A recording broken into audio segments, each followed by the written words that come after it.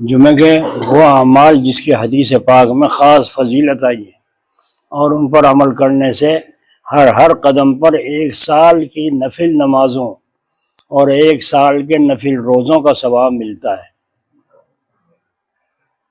کتنا بڑا نفع کمایا جا رہا ہے کمائی کرنے والوں کے لیے۔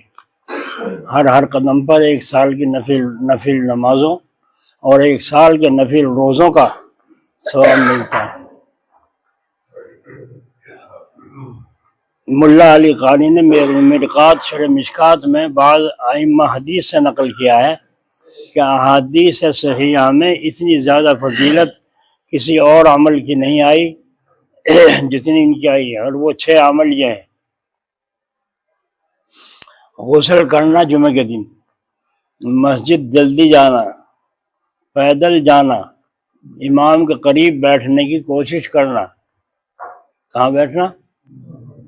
وہاں دھوپ میں باہر، دکاندار کے اوپر بول کے جہاں دکھائی بھی نہ دے۔ امام کے قریب بیٹھنے کی کوشش کرنا، کوئی لغو کام بیکار کام مسجد میں نہ کرنا، خطبہ غور سے سننا چاہے آواز آتی ہو یا نہ آتی ہو۔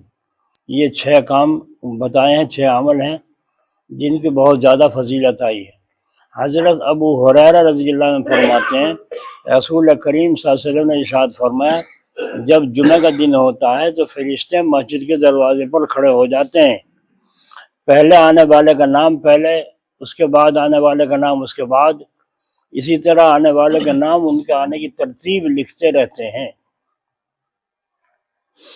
مسجد کے دروازے پر جمعہ کے دن فرشتے آ کر بیٹھ جاتے ہیں، خطبے کی اذان ہونے تک دفتر کھلا رہتا ہے۔ جو شخص جمعے کے لیے پہلی ساعت میں آ جائے تو اس کو ایسا ثواب ملتا ہے گویا اس نے اونٹ کی قربانی کی ہے۔ جو دوسری گھڑی میں آئے تو گویا اس نے گائے کی قربانی کی۔ جو تیسری ساعت میں آئے تو گویا اس نے سینگ دار مینڈے کی قربانی کی۔ جو چوتھی گھڑی میں آئے گویا اس نے خدا کی راہ میں ایک مرغی دے دی۔ جو 5ویں ساعت میں آ جائے تو گویا اس نے خدا کی راہ میں ایک انڈا ہدیہ کیا ہے۔ جب امام خطبے کے لیے نکلتا ہے تو صحیفے اعمال نامے لپیٹ دیے جاتے ہیں، قلم اٹھا لیے جاتے ہیں اور فرشتے منبر کے پاس جمع ہو کر خطبہ سننے میں مشغول ہو جاتے ہیں۔ یہ بخاری شریف کی حدیث ہے۔ ہم نے دیکھا حضرت جلال آبادی رحمۃ اللہ علیہ کو بیٹھے ہیں، لوگ آ رہے ہیں جا رہے ہیں، آ رہے ہیں جا رہے ہیں، نماز سے 8 گھنٹہ پہلے اٹھے اور اٹھ کر کے غسل کیا، غسل کر کے کپڑے بدلے، خوشبو لگائی، مسواک سب کچھ کر کے پھر مسجد میں چادر اوڑھ کے، سردی کی موسم تھی ایسی، تو چادر اوڑھ کے مسجد میں تشریف لائے۔ ہم نے دیکھا وہاں تو کیسے بیٹھے تھے، یہاں چادر اوڑھ کے آئے، تو کپڑے بدلے ہوئے دیکھے اور ہاتھ پیر دھلے ہوئے دیکھے تو معلوم ہوا کہ غسل کر کے آئے۔ بڑھاپے میں سنت کا اتنا اہتمام، یہ جوانی سے عادت ڈال لی تھی، یہ تو عمل کر رہے تھے، اس کے بغیر اللہ کے ولی کو چین ہی نہیں آتا۔ اس حدیث میں پہلی ساعت سے مراد صبح صادق سے طلوع شمس تک کا وقت مراد ہے۔ پہلی گھڑی جب سے سورج اذان کا وقت ہوتا ہے فجر کی، اس وقت سے سورج نکلنے تک پہلی گھڑی ہے، اور دوسری گھڑی سورج بلند ہونے تک ہے، تیسری گھڑی اس وقت تک ہے جب دھوپ میں سختی آنے پیدا ہو جائے اور زمین پر پاؤں جلنے لگیں، اور چوتھی اور 5ویں ساعت اس وقت سے زوال کے وقت تک ہے، اور ان دونوں ساعتوں کا ثواب کم ہے، اور زوال کا وقت نماز کے حق کی ادائیگی کا وقت ہے، اس میں نماز کے اجر کے علاوہ کوئی اجر نہیں ہے۔ تو اس لیے مسجد میں صبح ہی سے جگہ پکڑ لینا اور صبح سویرے مسجد میں پہنچنا، پہلی گھڑی دوسری گھڑی بتا دی۔ پہلی گھڑی سے مراد ہے صبح صادق سے سورج نکلنے تک، دوسری گھڑی ہے سورج بلند ہونے تک، تیسری گھڑی اس وقت تک ہے جب دھوپ میں تمازت پیدا ہو جائے اور پاؤں پر زمین پر پاؤں جلنے لگے، چوتھی اور 5ویں گھڑی اس وقت سے زوال کے وقت تک ہے جب تک سورج ڈھلے۔ ان دونوں ساعتوں کا ثواب کم ہے۔ حضرت میمون بیان کرتے ہیں کہ جب جمعہ کی اذان ہو جاتی تو مدینہ پاک میں اعلان کیا جاتا کہ خرید و فروخت حرام ہو گئی، خرید و فروخت حرام ہو گئی۔ جب جمعہ کی اذان ہو جاتی تو مدینہ پاک میں اعلان کیا جاتا کہ خرید و فروخت حرام ہو گئی۔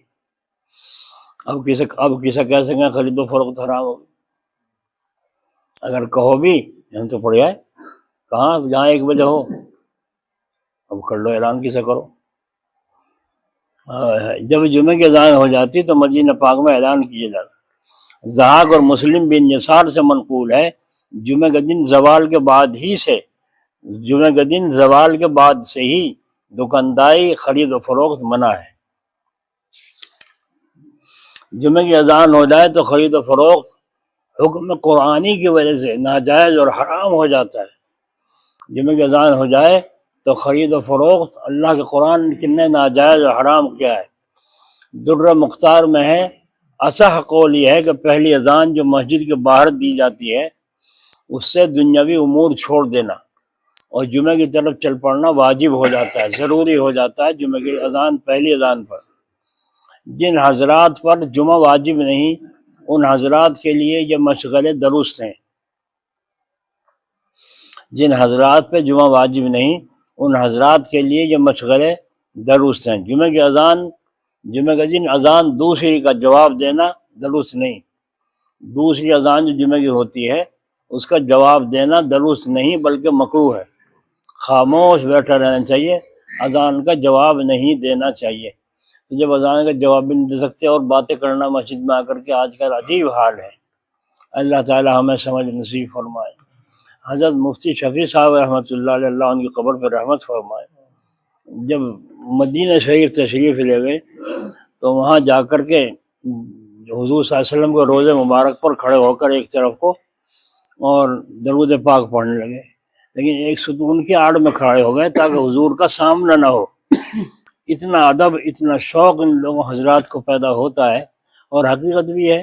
عمرہ کرنے جا رہے ہیں ڈھونگ بناتے جا رہے ہیں، حج کرنے جا رہے ہیں ڈھونگ بناتے جا رہے ہیں، اس سے کیا مطلب؟ جس کے دل کو لگی ہے محبوب سے ملنے جایا، کسی کو بتا کے جاتا ہے؟ ہائے ہائے، میں تو یہ کہا کرتا ہوں جس کے گھر جاؤ اگر اس سے تعلق ہے، جتنا درجے کا تعلق ہوگا اتنا ہی اس کے گھر جا کے مزہ آئے گا، اور اگر تعلق کم ہے تو مزہ نہیں آئے گا۔ بالکل تعلق نہیں ہے جی بھی نہیں لگے گا۔ بہت سے کو دیکھا ہمیں حاجیوں کو نیچے بلڈنگ کے بیٹھے سیڑھیوں پہ بیڑیاں پی رہے ہیں، پھینک رہے ہیں، مہنگی مہنگی سویراوے میں منڈل، اور پی رہے ہیں، پھینک رہے ہیں، اور یوں بیٹھے انتظار، نہ حرم شریف میں جانا، نہ طواف کرنا، نہ نفل پڑھنا، بس اس انتظار میں ہے کب کو ہماری تاریخ آئے یہاں سے جانے کی۔ کہاں ان کا دل لگا ہوا ہے؟ اور ایسے بھی دیکھے جو حرم شریف میں پڑے ہوئے ہیں، وہاں سے نکلنا ان کو گوارا ہی نہیں ہے، مجبوری میں گھر آنا پڑتا ہے، کمرے پر آنا پڑتا ہے، ورنہ تیار نہیں۔ تو عشق و محبت تھا ان کے اندر، تو ستون کے پیچھے کھڑے ہو کر درود و سلام پڑھ رہے تھے، اور سامنے اس لیے نہیں ہو رہے تھے کہ یہ چہرہ حضور صلی اللہ علیہ وسلم کے سامنے کرنے کے لائق نہیں ہے۔ کس منہ سے سامنے جاؤں، یہ حالت تھی۔ حضرت مفتی شفیع صاحب رحمۃ اللہ علیہ مفتی اعظم تھے ہندوستان میں بھی اور پاکستان میں بھی، اللہ ان کی قبر پہ رحمت کی بارش فرمائے۔ حضرت تھانوی کے خلیفہ تھے، تو کسی کہنے والے نے کہا، آواز آئی کہ اے مفتی شفیع، ہماری محبت اور تعلق اس سے نہیں ہے جو ہماری تعریفیں زیادہ کرے یا ہماری کتابیں لکھے، ہمیں تو تعلق اور محبت اس سے ہے جو ہماری اطاعت کرے، جو ہماری اطاعت کرے اس سے محبت ہے جناب رسول اللہ صلی اللہ علیہ وسلم، اور اس سے اللہ کو بھی محبت ہے۔ فاتبعونی یحببکم اللہ، اے لوگوں اگر تم چاہتے ہو اللہ تم سے محبت کرے تو حضور کو فرمایا آپ کہہ دو ان سے کہ میرا اتباع کرو، یعنی میں سن۔ ایک صحابی چلے جا رہے تھے گھوڑے پر، ایک جگہ جا کے گھوڑا روکا، نیچے اترے، اور ایک جگہ ایک طرف کو جا کے وہاں بیٹھ گئے، اور تھوڑی دیر بیٹھ کے اٹھ کے چلائے۔ ساتھی نے کہا آپ جہاں کیا کرنے پہ گئے تھے، کیوں بیٹھے تھے وہاں؟ آپ نے استنجا تو کیا نہیں، پیشاب وغیرہ تو کیا نہیں، وہاں جا کے کیوں بیٹھے تھے؟ تو میں نے آہ کھینچ کے ٹھنڈی یوں فرمایا، ایک مرتبہ ہم حضور اکرم صلی اللہ علیہ وسلم کے ساتھ جا رہے تھے، یہاں حضور صلی اللہ علیہ وسلم نے اتر کر استنجا کیا، پیشاب کیا، تو میں اتباع رسول میں یہاں آ کر اس جگہ بیٹھا ہوں، لیکن پیشاب کرنا بے ادبی تھی۔ دیکھا عقل، ایسے بدو کی عقل کیسی نکھر گئی تھی کہ پیشاب کی جگہ حضور صلی اللہ علیہ وسلم کو بیٹھنا یہ اطاعت تھی رسول کے، میرے آقا یہاں بیٹھے، یہ کوئی سنت تھی؟ لیکن محبت کا تقاضا تھا، اور فرمایا آپ نے استنجا تو کیا نہیں، فرمایا استنجا کرنا بے ادبی تھی، اس لیے استنجا نہیں کیا، اور اس جگہ تھوڑی دیر بیٹھ کے چل دیے۔ یہ اللہ کے رسول کی محبت ہی کی تو بات تھی۔ تو بتاؤ حضور ایسوں سے خوش ہوں گے یا ہم جیسوں سے خوش ہوں گے جن کی داڑھی بھی نالیوں میں پھر رہی ہے، کٹا کے داڑھی نالیوں میں پھر رہی ہے، کوڑیوں میں پڑی ہوئی ہے۔ مسلمان کی داڑھی، سکھ کی داڑھی نہیں پھرتی کہیں سڑکوں پہ، کہیں کوڑیوں پہ، کہیں نالیوں میں، سکھوں کی نہیں پھرتی، ان کے تو سڑکیں بھی نہیں پھرتے کہیں، سوائے مسلمانوں کے۔ یہی سب سے زیادہ آزاد فرقہ ہے اور اسی کے اوپر سارا اعمال کا دار و مدار ہے، اسی پر اللہ کا فضل اور اللہ کا عذاب اسی کی وجہ سے آتا ہے۔ مسلمان اصل ہے تو میرے بھائیوں نیت کرو کہ انشاءاللہ جتنا بھی ہو سکے گا حضور صلی اللہ علیہ وسلم کی سنت کا اتباع کریں گے۔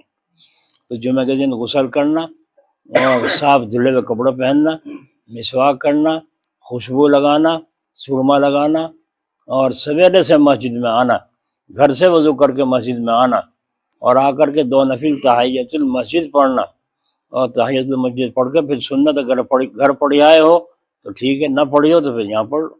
لیکن جب خطبے کی اذان شروع ہو تو پھر سب کا سب آ کر صف میں صف کو پور کرنا چاہیے۔ کوئی کہیں بیٹھا گپ مار رہا ہے، ہنسی مذاق بھی ہو رہی ہے، نوجوانوں کی عجیب حال ہے۔ اس لیے اس وقت میں کسی کو چپ کہنا بھی منع ہے۔ جی اب آپ اندازہ لگاؤ کہ کتنا اہتمام ہمیں اس کا کرنا چاہیے۔ تو جو سنی ہے، آج جمعہ ہے، آج ہی عمل شروع کر دیں۔ اللہ تعالیٰ توفیق عطا فرمائے۔